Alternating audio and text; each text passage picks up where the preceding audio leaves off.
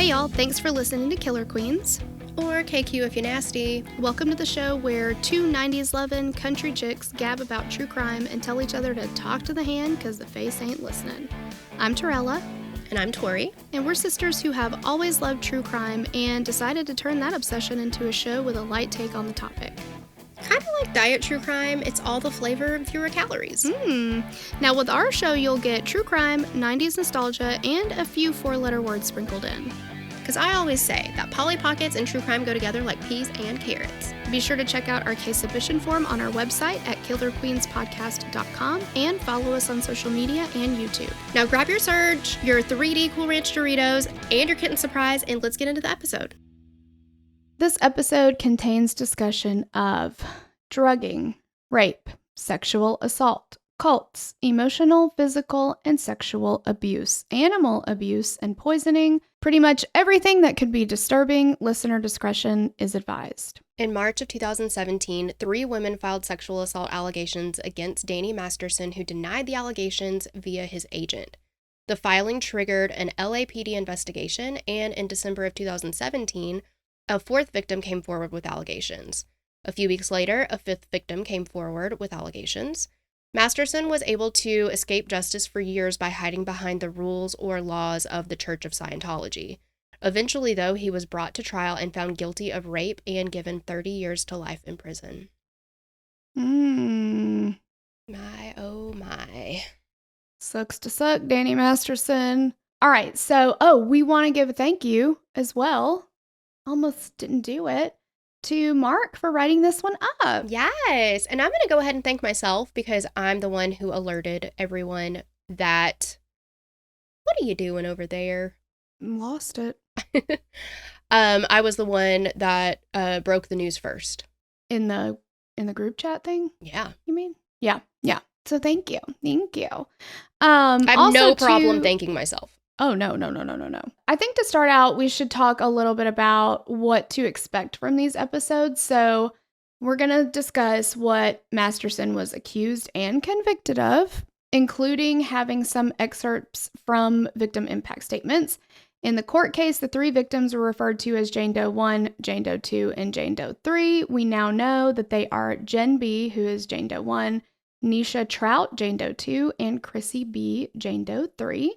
And we're going to go over their accounts of what happened, as well as what role the Church of Scientology had in the aftermath of their attacks. Some could say creating the environment for their attacks in the first place. Yeah, I would absolutely say that that is accurate. And so this is going to be a 2-part episode. So in the first, we're going to focus on the case against Masterson, the court case, all that. And then in the second episode, we're going to take a closer look at Scientology and some of the church's practices. Now, we are not Scientologists. We don't really, until this, we didn't really know a ton about it. So we're just conveying what we have found from other people's accounts and information that's out there, and just condensing that information for you as we have read it. Right. So this is not, don't take any of this as necessarily complete fact or anything. We're just telling you what we have compiled. And just in case you are not aware of who Danny Masterson is,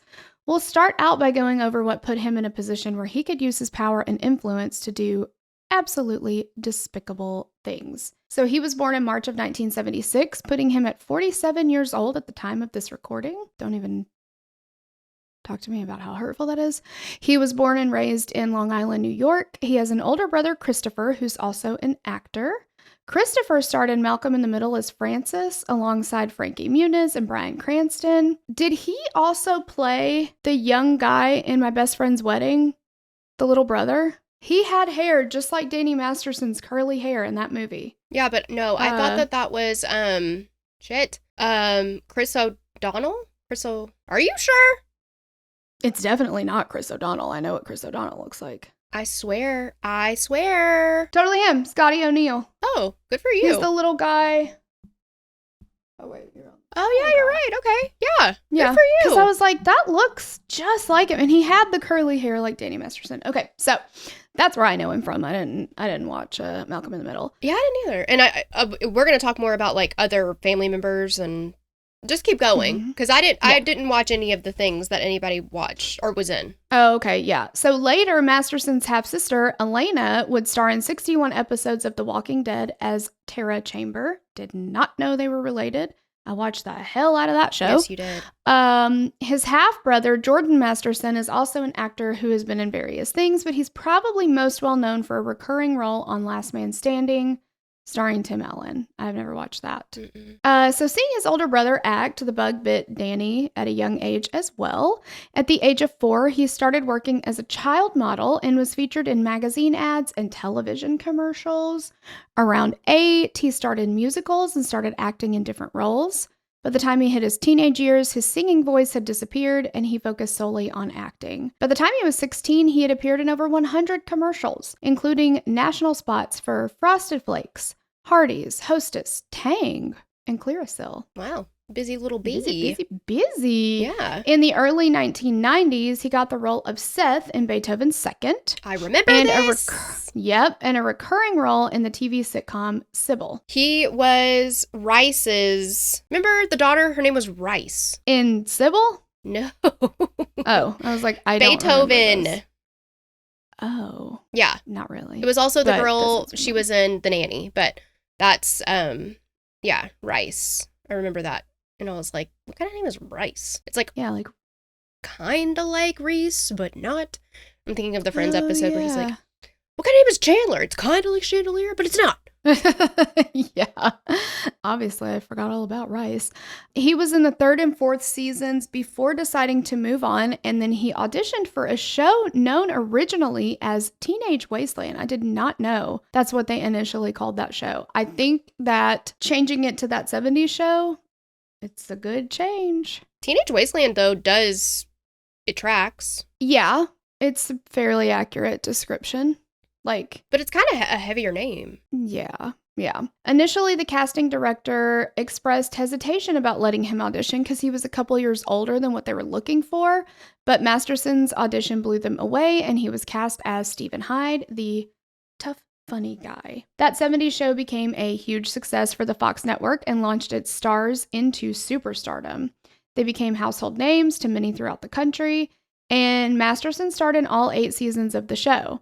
It opened the door for other acting jobs in various movies and TV shows, and he starred in the Netflix show The Ranch, alongside 70s show alum Ashton Kutcher, as well as Sam Elliott and Alicia Cuthbert. I have never watched the show, so... I've seen a episode, I think. It's not for me personally, but I do love Sam Elliott. I know, I love Sam Elliott. In the show, he played Kutcher's brother, Rooster, and in the middle of the 20-episode 3rd season... Masterson was just written out of the series. And in the show, they said, oh no, he had a motorcycle accident, flew right off a cliff, and he's dead. Sorry. Jeez.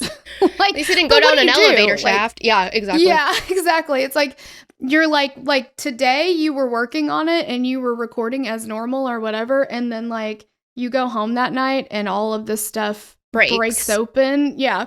And then they're like, well, that puts a damper on tomorrow's recording. So they're like, okay, when we start tomorrow, we'll just be like, he fell off a cliff and died. Move on. Like, yeah.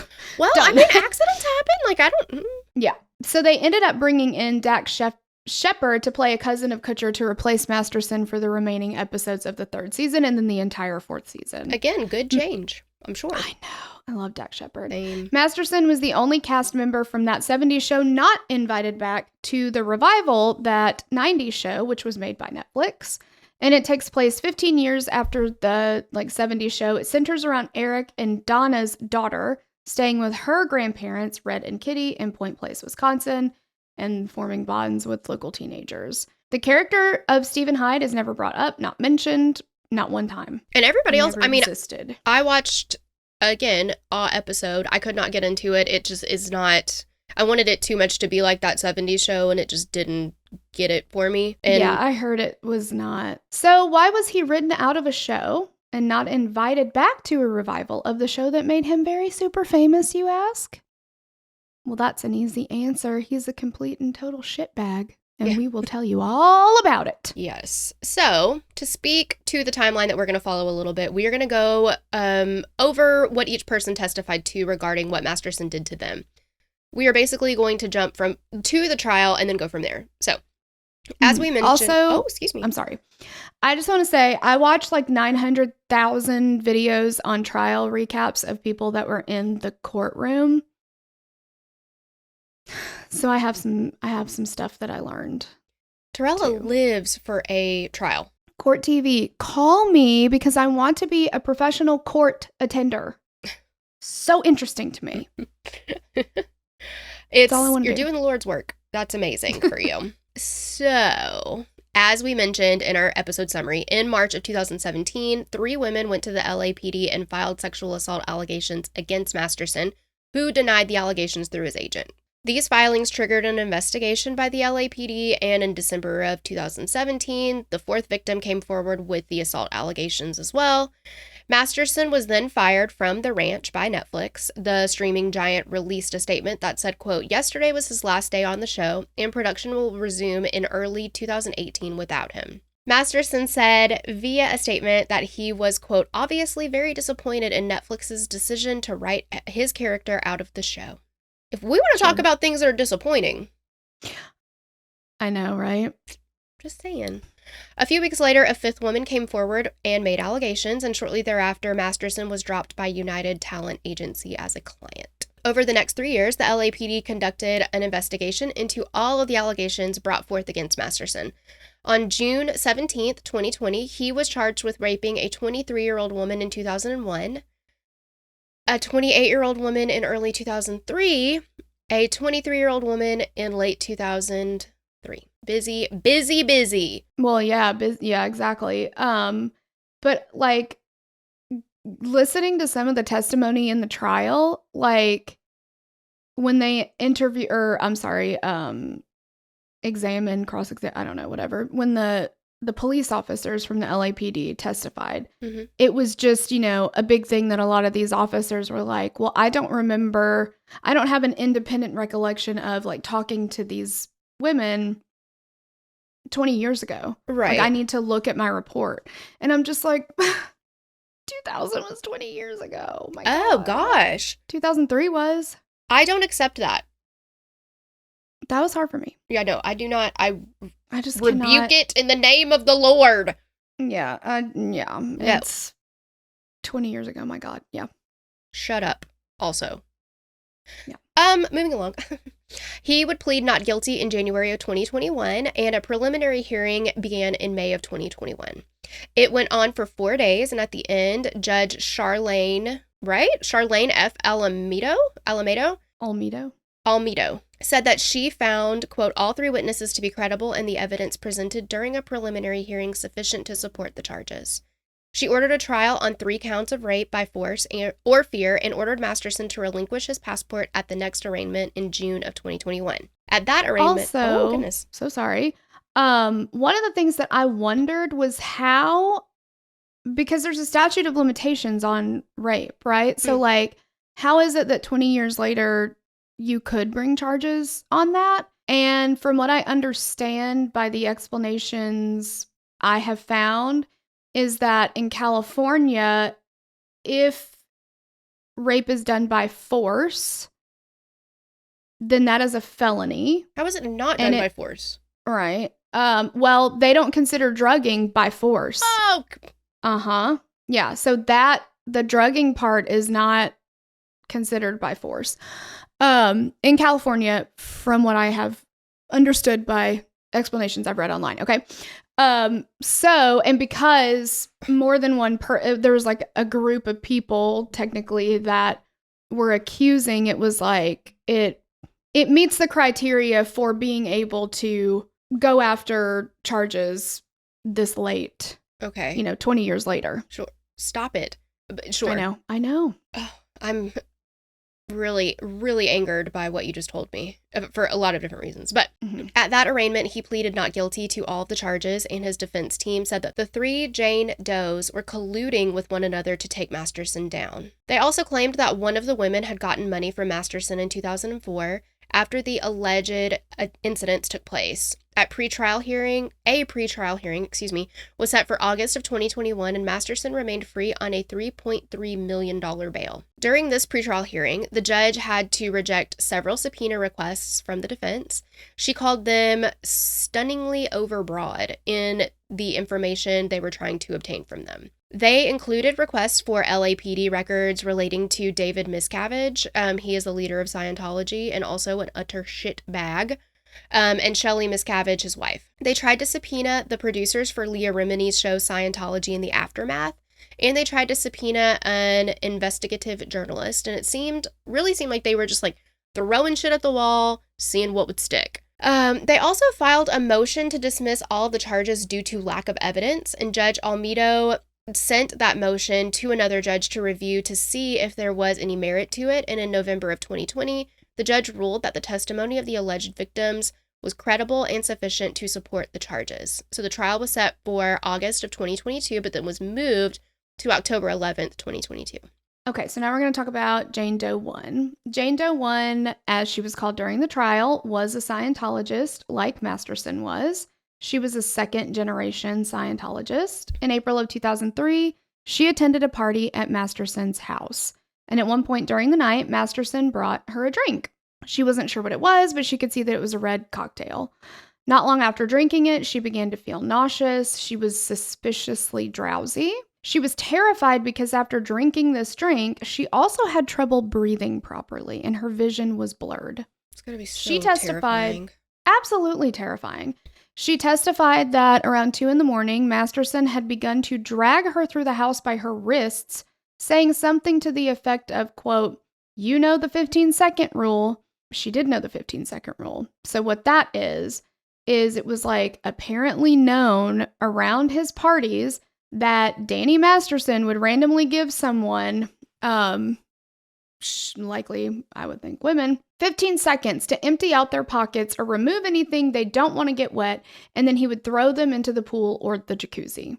How fun. What a wonderful person to be around. I would be like, go away. Like, I don't want to deal with that. I don't like that. Yeah, what a hilarious thing to do at parties for your guests. Exactly, yeah. Like, nobody wants to be around that, but okay. So she said she pulled off her leather boots and was trying to unzip her pants to get them off, but she can't remember if she was able to do that or not. She knew that she had somewhere to be in the morning. She didn't have a change of clothes with her, so she didn't want to get all of her clothes wet. She remembered that for some reason, she didn't have what she described as her, quote, normal strength, and she was losing control of her motor skills, and her brain was, quote, blurry. That's how she described it. The next thing she knew, she was in the jacuzzi. She was pissed because, remember, she had plans that morning. It's already after 2 a.m, and so she's got stuff that morning, which is now just a couple hours away, and she has no change of clothes. Someone brought her a towel so she could dry off, but she could not stand up, so she knew something's wrong, right? She said she felt like she was going to throw up, and that's when she heard someone come up from behind her and say, quote, "She just needs to throw up." And it was Danny Masterson saying that. So he said, "I'll take her upstairs and put my fingers down her throat and make her vomit." At this point, Masterson and another man, Luke Watson, were arguing about him taking her upstairs. And she said it seemed like Luke was trying to keep Masterson from taking her. He picked her up, and she remembered Luke saying something that implied that he didn't want her alone with Masterson. And Masterson said, quote, "She's my homie. I would never." Never what? Yeah. And I would never what? Well, again, if this is something, because we just covered, or we have been covering, the House of Hammer, right? And if this is something that a lot of people in your circle know, dude, don't let women be alone with Danny Masterson. Like, you know what I mean? Like, oh my gosh. Right. Yeah. I mean, it's a failure of every human being around every single one of these women. Mm-hmm. Like, you know, why are you scared for a woman to be alone with him? Mm-hmm. Then don't let her be alone with him. Mm-hmm. But it's just like, but I also feel like the role of Scientology plays into this somewhat, and I'm not giving them a pass or anything like that, but Danny Masterson was in good standing. That, what do they call him? An upstat or something like that. I don't remember. Which means they're in very good standing in Scientology. And Danny was a member who had ethics protection, which meant that if you filed a complaint about him, first of all, you don't file a complaint about a fellow Scientologist. They make that very clear.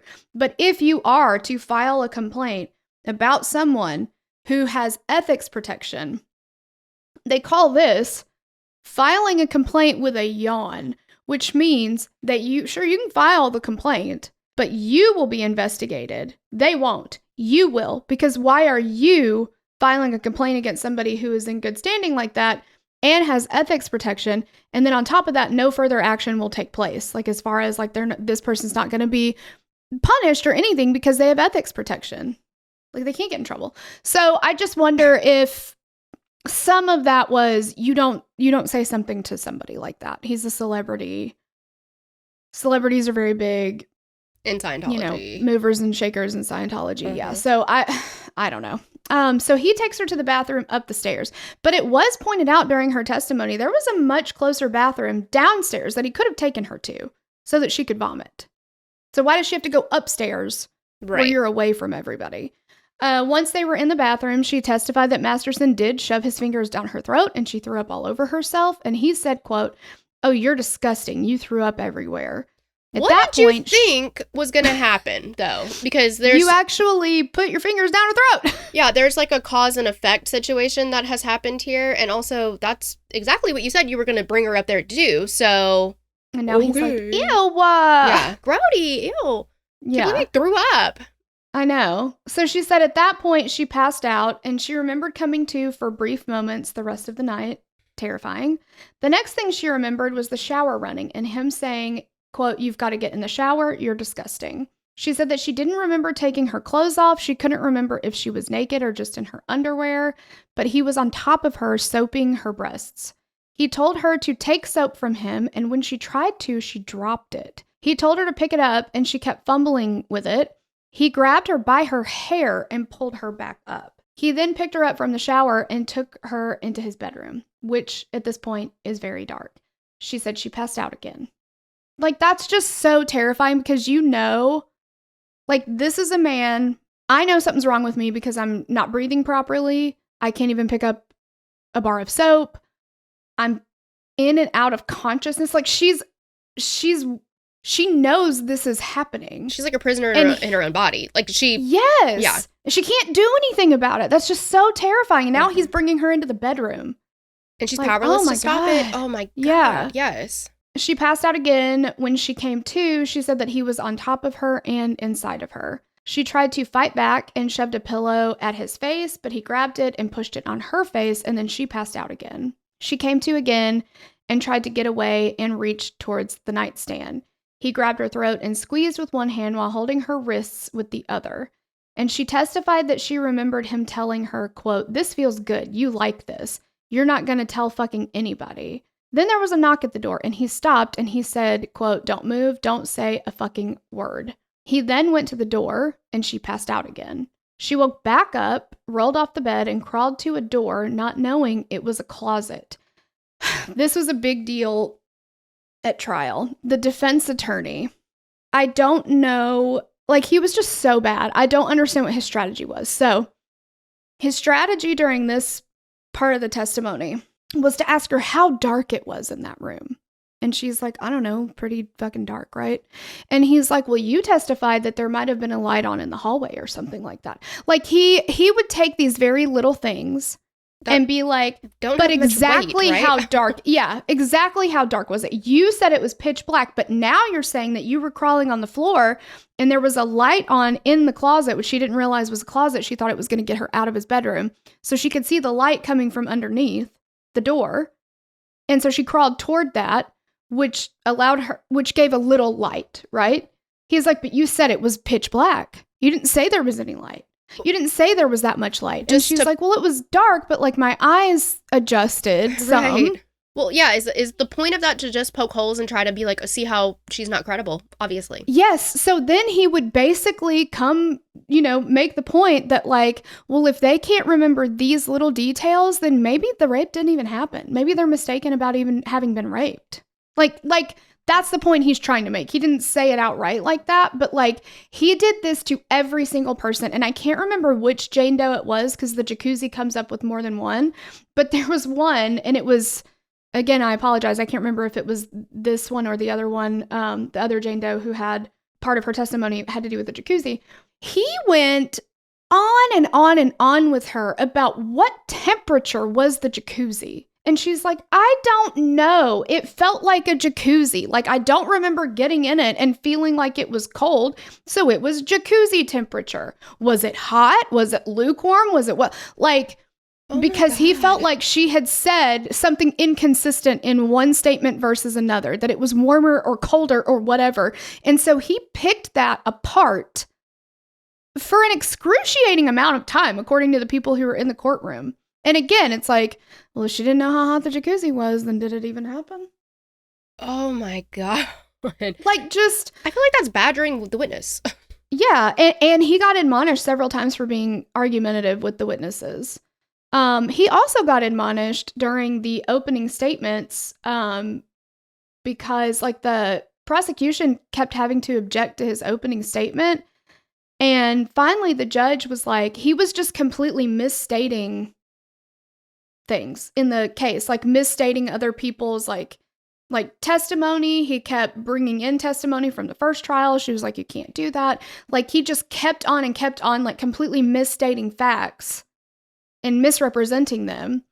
And clearly he knew he was doing that. And so finally she was like, quit. Like, you can stop doing that. You are doing this over and over and over. You got to quit doing that. So he kind of had to change his whole opening statement like on the fly because, yeah, he had built it around misrepresentations. Well, was it his first day on the job? I know. I'm just like, what is happening? I don't know. So anyway, he went after her on this, how much light was coming from the closet. But you said it was dark, but that's not totally dark. That it was a whole thing. So she said she goes inside the closet, she lays there, and then she passed out again. She woke later and realized it was daylight, so she made her way out of the closet. Danny was on the bed and asked her what the fuck she was doing. He put her on the bed, but he didn't touch her after that. So later she got up and went downstairs and asked Luke what happened. And she says that he said, quote, nope, you're going straight to the president's office. So the president that he's referring to was the president of the Celebrity Center. And the president happened to be Luke's mother. Okay. But as we mentioned, she had plans with her family and had met them for a flight to Clearwater, Florida. And we'll talk more about these things in part 2 when we talk about Scientology practices and things. She was in extreme pain. She was having difficulty sitting. About 24 hours after the attack, bruises started to appear on her wrists, hips, thighs, and neck. Her younger cousin asked her about them, and she just said that something terrible had happened to her. Back in LA, Jane Doe 1 went to the Master at Arms, which is the ethics officer in Scientology, to report what happened, and was told, if you're going to say the word rape, don't say it. We don't say that word here. She was ordered by the church official to not report anything to the LAPD, or she would be declared a suppressive person by the church. And we will talk more about that in part 2, but basically you don't want to be designated as an SP or suppressive person because you are cut off from everyone, everything. You're excommunicated. It's a big damn deal. She was told to attend counseling put on by the church, which she had to pay for. That's $15,000. Jeez. In these auditing sessions, they try to examine any wrongdoings that, like, you have committed in a past life in order to deserve what was happening to you in your current life. And the Scientology calls that pulling it in, I think. You pulled it in. Basically, you caused it. You've done something to deserve what has happened to you. This very much reminds me of the like IBLP, Bill Gothard. I was going to say that, yeah. Shiny Happy People thing, where it's like they do it a little bit differently. It's like, yeah, but God can use you more if you've had a trauma like that. They also very much believe, or put on especially female victims of sexual assault, that you've done something to deserve it. You had a heel on your shoe that was that much too tall. Or you had lace on your, from here to here. Yeah. Or a mid-calf length skirt. Yeah, exactly. Like, I don't know. It seems very similar to me. In April of 2004, there was a meeting set up between Masterson and Jane Doe 1 for him to hear what it felt like from her perspective and confront what he had done. And he spent the whole time interrupting, cracking jokes, so much so that the official overseeing everything got angry and stopped the meeting altogether. Later in 2004, she heard about another woman who had been assaulted by Masterson, and JD1 wanted to go to the police. She sent a letter to the Justice Chief of Scientology, Mike Ellis, requesting permission to do so without being branded as a suppressive person. And his response was, "Dear," her name, Jane Doe number 1, "thank you for your letter. You're correct that this situation does need to be resolved for the good of all concerned. Regarding bringing civil suit against Danny, this is something that you will have to decide for yourself after reviewing the alternatives and possible consequences carefully. If you do decide to go forward with this, you may consider that you have fulfilled your ecclesiastical obligation to inform IJC as covered in HCO PL7, March 1965, RB Suppressive Acts, Suppression of Scientology and Scientologists." So this is what I guess they're like bylaw on that. "Regardless of your decision in the legal arena, you do need to apply LRH, L. Ron Hubbard, technology as the ultimate solution to any problem. Love, XOXO, Mike Ellis, International Justice Chief." So I would have preferred a best. A beef. Why would have preferred a beef? I don't even know where that came from. Do we sign things like that? Beef, Mike Ellis. Well, and I'm gonna start now. Well, yeah. Just to let everyone know that we have beef. Oh, yes. We are beefing. Yes, yeah. Mm-hmm, yes. Mm-hmm. Best was what I was. In beef, Mike Ellis. Stay beefing. Yeah. Mike Ellis. Exactly. A-B-B, always be beefing. So to read that, it seems like it gives permission for her to go to the authorities to a non-Scientologist. But to anyone who knows the inner workings of the religion, this sends a clear message that Jane Doe 1 needs to very carefully think about what she's considering, because there are clear actions and consequences that would be taken, which she could look up the high crimes and suppressive acts to see them. Everything is so wordy. Like, it's just so wordy. The letter was written by a lawyer to be just innocuous enough that a judge maybe wouldn't see it as threatening, but somebody in the church would be able to read between the lines very, very easily. In June of 2004, Jane Doe 1 reported the attack to the police, and they were bombarded with letters and affidavits from Scientologists vouching for Masterson. They also claimed that Jane Doe 1 told them that the sex with Masterson was the, quote, best sex she ever had. Like, a lie. Exactly, a lie. No, she didn't. Here is the very interesting thing. Scientology keeps trying to go to like, oh, but she said it was consensual and like that kind of stuff.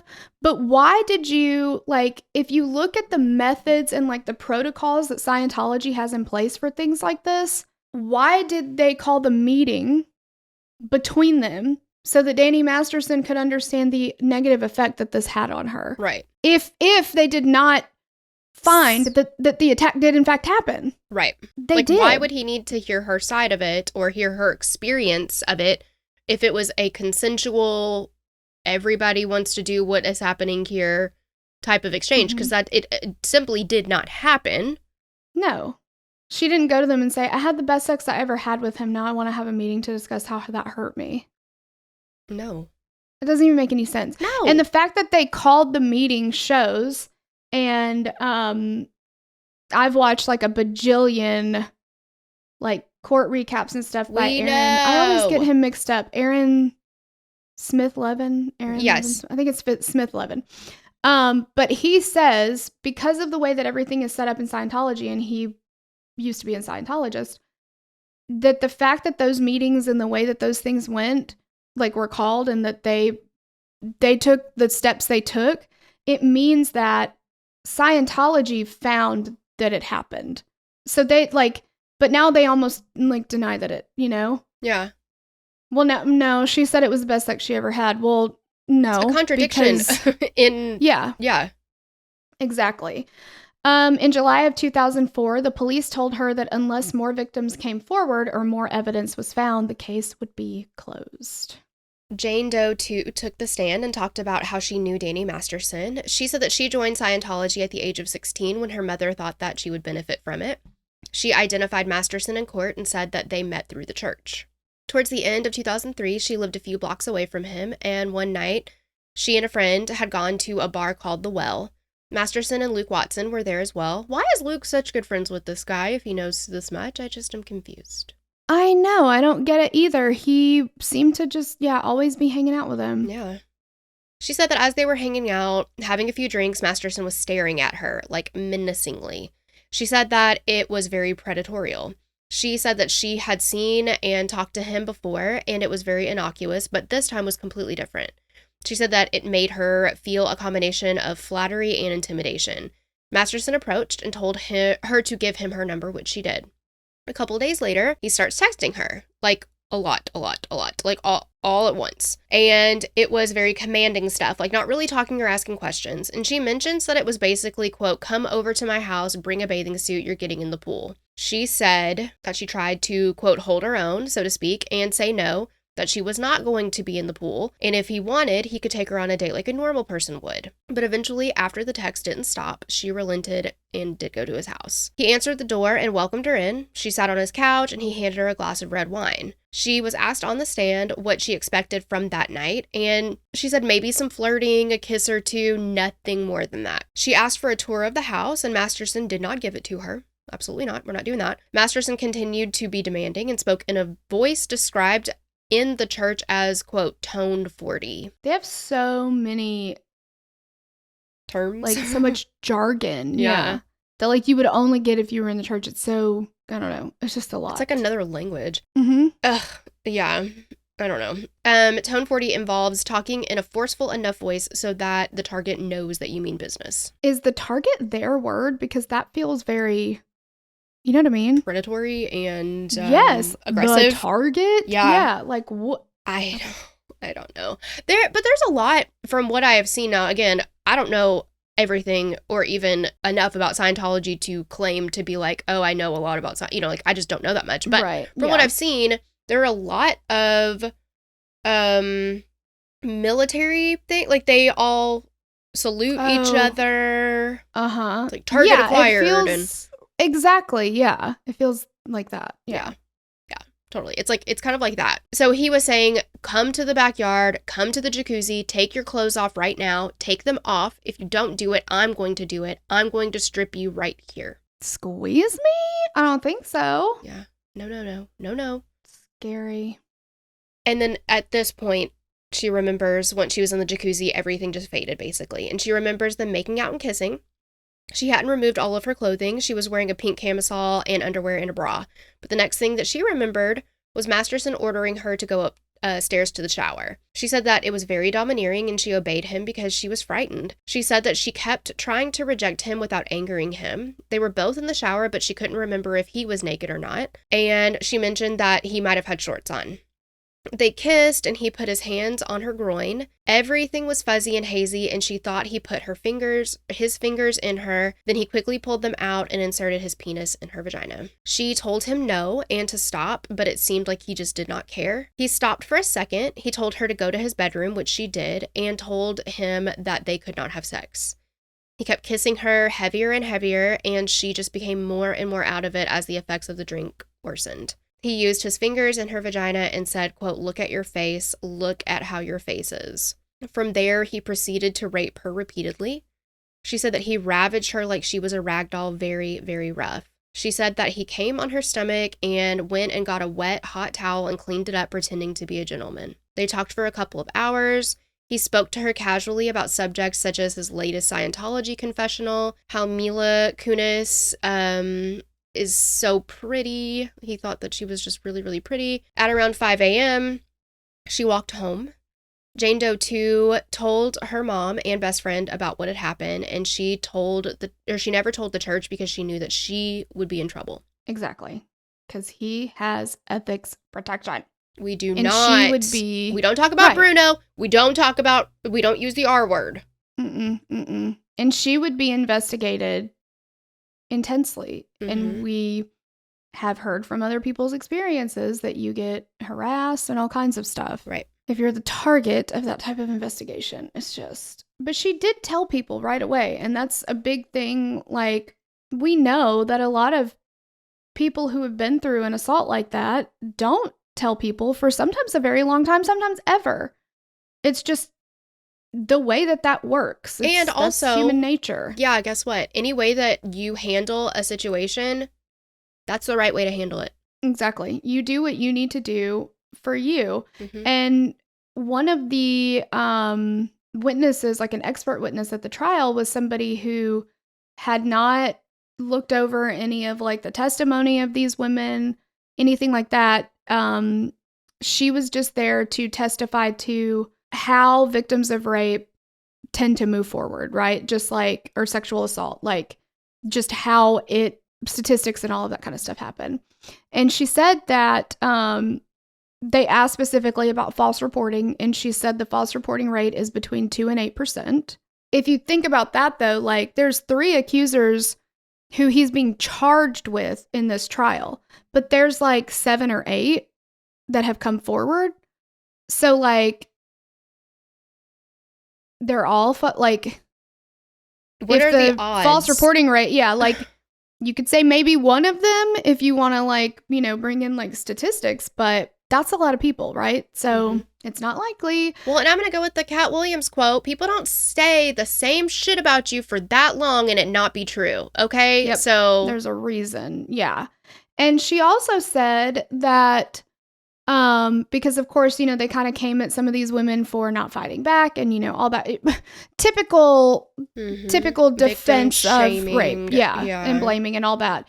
And this woman actually said that a large percentage of people don't fight back when it's somebody that they know, but a large percentage actually don't fight back when it's even a stranger. Like most sexual assault happens with somebody that you know. But even when it is a stranger attack, you're so scared that, and you think if I just comply, we've heard it said, if I comply, they won't hurt me, or they'll go away and like all that kind of stuff. So that's not unusual. Well, and also, because what are we talking about fighting back? Because she used her words to fight back. She said, we're not having sex. And then he big fat did it anyway. And what was she going to do? She'd been drugged. Exactly. Yeah. So, I mean, like, what is the definition of fighting back? Because if you say the words, absolutely not, I don't want to do this, even if you don't, if the answer is not yes, then it's a no. Exactly. And I mean, how many times do we have to refer back to the consent using tea video? I want to have some tea today. Maybe you were okay with it yesterday, but you're not okay with it today. Yeah, maybe I don't want it tomorrow. You were okay with it 5 minutes ago. But you're not now. Maybe I'm in the middle of having some tea and then I decide I don't want to have any tea anymore. I don't want to have tea anymore. I'm done with this tea. No. Because guess what? Consent is sexy. And we love that. I stole that from Swoop, I think. Either ways. It's good. Either ways, it's a good saying. Yeah. So Jane Doe number 3 was Chrissy Bixler. So, and she's very public with all of these things now. So Chrissy Bixler, and we wouldn't out somebody that did not. Absolutely not. Yeah. No. So Chrissy and Danny Masterson dated and lived with one another for 6 years. They had met at a party in 1996 when she was working as a model. Within 2 weeks, they were living together. She was 18 and he was 22. A year into the relationship, Danny Masterson became sexually aggressive. Now, this is just terrifying, but Chrissy would be sleeping often. This happened often. And would wake up to him having sex with her. He would already be having sex with her when she woke up. And that happened all the time. Like, that's not even the part that she's charging, like reporting, That's not the part. Like, that's just insane to me. Yeah, that's like baseline for them. That he thinks that is acceptable. Well, we're together, so I can have sex with you anytime I want, even if you are not coherent or conscious. Yeah. Which, I mean, obviously, that's kind of his thing. But you know what I mean? Like, I don't know. It's just crazy. She would push him off. He would put his hands down her pants in front of his mother. That's awkward. Mrs. Masterson, I need you to get your son Snatch him up. Yes. Yes. He also became physically and emotionally abusive. In November of 2001, Chrissy, again, woke up to Danny having sex with her, and she was not happy about it. She said, quote, "I did something that I knew would make him angry. I pulled his hair. He has rules. No touching the hair, no touching the face." Wow. It's not funny, but it is laughable that people who have no respect for anybody else's boundaries have these staunch boundaries in place, and it's like they're the only ones that matter, obviously. I mean, that's how it works with don't touch my hair. That's the most important thing. Don't touch my face either. And it's like, sir. Mm-hmm. Like, yeah. You may take several seats. Exactly. So. Yes, exactly. Yeah. So she pulled his hair to get him off of her. Now this pissed him off. And she said, I knew he was going to be mad about it because he didn't want anybody touching his hair, right? So he responded by hitting her face with a loose fist. She said, I got angry, screaming at him to get off me. He was still inside me. He finally got off me and spit on me. He did that often. He called me white trash. And Chrissy states that she remembers this incident because it was the first time that he had hit her. This is another thing that the defense attorney on cross-examination hammered at. Was his fist open? Oh my God. Was it closed? Was it lightly? Because in her police report, so this came up a lot. When she talked to the police, she would give her statement, right? And then they would paraphrase and repeat back to her. So in this, she said it wasn't a closed fist, it wasn't an open hand, but he hit me with kind of like a loose fist or whatever in the face. And so the detective responds back, so he slapped you. And she goes, yeah, sure, you know? So then the defense attorney would be like, well, remember you said that he slapped you, but now you're not saying that he slapped you. I hate this guy.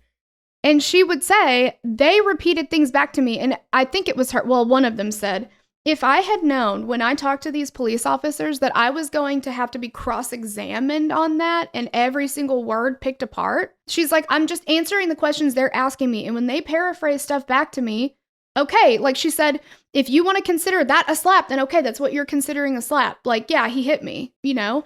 But it was just that he spent that was his whole argument. He didn't even call any witnesses. Well, and that was his whole case. Right. But I mean, and I'm not excusing his behavior or being like, well, I mean, can you blame him? But what did he have? He didn't have much to work with, I'm sure. Exactly. Yeah. He had... Like, I guess that's like, well, this is the only play we can use here, so... Exactly. Yeah. Which, obviously, the jury was like, that's the problem then, isn't it? If that's all you've got. Well, and also, if you got to work with what you've got as a lawyer, but you do it so much that people are like... I mean, like, it's like his only defense, if you want to call it that, was worked against him because everybody's like, oh my God, shut up. Like, stop. Exactly. Yeah, exactly. In December of 2001, Chrissy and Masterson had dinner, and she said, 1 or 2 glasses of wine, and the last thing she remembers is standing up to go home. She woke up the next morning confused and in a lot of pain. She went downstairs and confronted Danny and indicated that her anus was injured, and he laughed at her. She asked him if he had had sex with her, and he replied, yes. She asked if she had been unconscious, and he said, yes. She told him that she was going to report him to the church, and he said, that's fine, go ahead. The next day, Chrissy went to the ethics office and talked to her master at arms. This is who I was telling you about yesterday, Tori, Miranda Scoggins. Yes, I could not remember her name. Scoggins told her, you can't rape someone you're in a relationship with, and don't use the word rape again. And honestly, I think a lot of people think that that's how it is. Like, I'm not giving her a pass. She's doing that maliciously. But I think there are a lot of particularly women that think, you know, well, we're married, so I can't, or we're together, so it can't be, you know, because rape is something that a stranger does to you. Right. I mean, and that's really sad. That is sad. But, like, did Lorena Bobbitt did she do everything in vain? I know. She forged a path. And not that she was the first one, but she was the one that, for me, I was like, oh, shit. You know, like, wow. Exactly. Because, yeah, especially in the 90s, you know? Yeah. But I think a lot of women will particularly will not come forward because they're like, well, we're in a relationship, so I really don't have a right to say anything. It is. And it's just sad. Yeah, to and keep predatory people men, from- and apparently this fucking Scoggins, Yeah. Saggy So- Scoggins, is doing it too. And what is this master at arms? You see what I'm saying with the military stuff? It's like, Yes, master at arms. Yeah, high crimes and yeah. So Scoggins showed her the high crimes policies in Scientology, one of which is reporting a fellow Scientologist to law enforcement.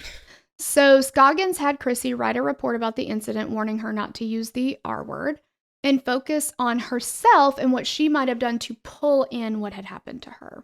So, and this was also the situation where, and she testified to this, that part of what they do in Scientology, which is just a wild practice to me, is that when they refer you to read the code or rule or whatever on this particular thing, in this case, what is going to happen to you if you report a fellow Scientologist to law enforcement?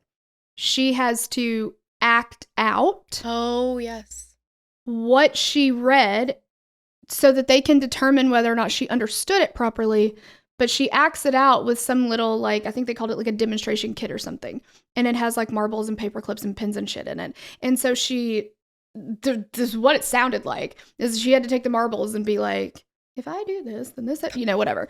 And so if they determine that you do not understand it right, they make you read it again and keep demonstrating until you have the correct understanding of what will happen to you. Wild. According to previous Scientologists.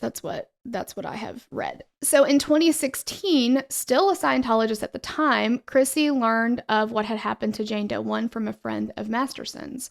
Christy called RAINN, the Rape, Abuse, and Incest National Network, and asked them, quote, if you're in a relationship and you're unconscious and they have sex with you, is that rape?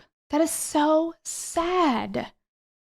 That, like, they made her think that, and she's like, but it doesn't feel right. It doesn't feel like that should happen, right? Like, so the person she was talking to then defined to her what rape was, and Chrissy said that she just broke down and cried. In 2009, Chrissy married Cedric Bixler Zavala, the lead singer of the bands At the Drive-In and Mars Volta. The Mars Volta, excuse me. There's a the in there. Yeah, they're great bands, by the way. Yeah. Cedric was a member of Scientology as well at the time, and he credited it for the change in his thoughts on drug use. He said at the time he was spending over $1,000 a week on weed, claiming it helped him be more creative. And he said the church helped him realize he was using it to form a bubble of sorts and to avoid people. So in November of 2017, he tweeted out 2 tweets saying that Masterson had sexually assaulted his wife, and that one of the songs that he wrote on an At the Drive-In album was about that. He said the church routinely tried to cover up sexual assaults and silence sexual assault victims. He called it, quote, a modern-day version of The Handmaid's Tale. Chrissy and Cedric have both talked about the harassment that they have both suffered at the hands of the church and its members. In August of 2019, 4 women filed a lawsuit against Masterson and the Church of Scientology for the stalking and harassment that they experienced from their rape allegations. They allege that the church, quote, mobilized an aggressive fair game campaign against them. So fair game describes the policies and practices carried out by the Church of Scientology towards people it perceives and groups it perceives as its enemies. So L. Ron Hubbard established the policy in the 1950s in response to criticism both from within and outside his organization. So individuals or groups who are fair game are judged to be a threat to the church, and according to the policy, can be punished and harassed using any and all means possible, whatever you got to do, right? And each had experienced different forms of this after they left the church. The tactics ranged from hurting pets multiple times to chasing them in cars and filming them, yelling at them, posting online ads for different sexual things with their contact information. In response, Masterson said, quote, I'm not going to fight my ex-girlfriend in the media like she's been baiting me to do for more than 2 years. So it seems like this civil trial was put on hold maybe when the criminal stuff started kind of coming out. In January of 2020, Chrissy and Cedric reported that a second of their family pets had to be euthanized due to being fed rat poison, alleging that both times it was at the hands of Scientologists in response to their repeated public claims about Masterson. They both released statements about these incidents, and we won't go into them, but they are absolutely heartbreaking. just all the way around scary. This case to me is very much The More You Know, because I loved that 70s show. And I think I can still love it. Like I can hopefully, I haven't watched it in years, but I did love it when it came on, and I still have very fond memories of watching it. But like, I did not see any of this coming. But I think that it is just so important. This is so important to talk about and let people know. Absolutely. And I am so glad. I am so, so, so glad that they took it as seriously as they did, and he got the time that he got, because so many times we see just a little slap on the wrist, and if that. Especially with a celebrity. Absolutely. So. Yeah, the jury saw right through it, man. And I also feel like a lot of credit goes to Judge Olmedo, because she wasn't having it. Good for her. Yeah, she wasn't having it. So, yeah, it's just, and it's really funny to me that Danny Masterson, we heard from, I believe it was Jane Doe too, that he had that predatory stare that he would, if he was going to do something to you, he had that just like menacing look on his. Yeah. And he actually got into a kerfuffle in the courtroom with, I think it might have been Jane Doe 1's husband, but he was sitting in the gallery in court and was staring at Danny Masterson. And Danny Masterson was like, what? And was like losing his cool about it. And so the bailiff came over and was like, what's going on? Blah, blah, blah. And he's like, this guy's staring at me, won't stop staring at me, whatever. What are you looking at, man? Like, whatever. And it was just kind of ironic. He can dish it, but he can't dish it out, but he can't take it in. Like, oh, so you don't like people to stare at you. And so the judge was like, you can look at anybody you want to. That's fine. Just you can't make faces at him, can't say anything to him, but you can look at him if you want to. And she said, well, obviously Mr. Masterson was feeling intimidated by you looking at him. And he said, I'm sorry, Judge, I can't help how he feels, when I'm looking at him. And she's like, no, you're right. You can't. That's, he's in control of how he feels. I know. I was like, but it's just so like, yeah, he doesn't want anybody looking at him. What a weenie baby. I know. Totally. Again, this is, you're so right about the quote from, oh no, I was always the one telling you. Yes. I was always reminding you what the name of it was, and then I just big fat forgot about it, forgot the name. But yeah, there's nothing more dangerous than an insecure man. Absolutely. Yep.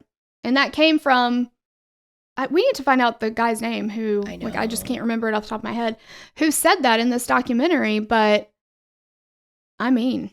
Yeah. It's absolutely true, and that's... It's absolutely true. Yep. Terrifying. Yep. But that is the end of episode 1, or part 1, excuse me. So. Yep. So we'll be back next week with part 2, unless you're a patron at any level, you get part 2 right now immediately. Ad-free too. So. Yay. But thank you guys so much for hanging out. We love you, and we will catch you next episode. Bye. Bye. We'd love to hear your thoughts on this case. Connect with us on Instagram or Facebook to continue the conversation. Thanks for listening, and we will meet you back here next week. Bye! The theme song for the show is created and composed by Stephen Toby. You can find more of Stephen's work on SoundCloud. Our logo was created by Sloan Williams of Sophisticated Crayon. You can find more of her work on Etsy. Visit us at KillerQueensPodcast.com for merch and other info about the show.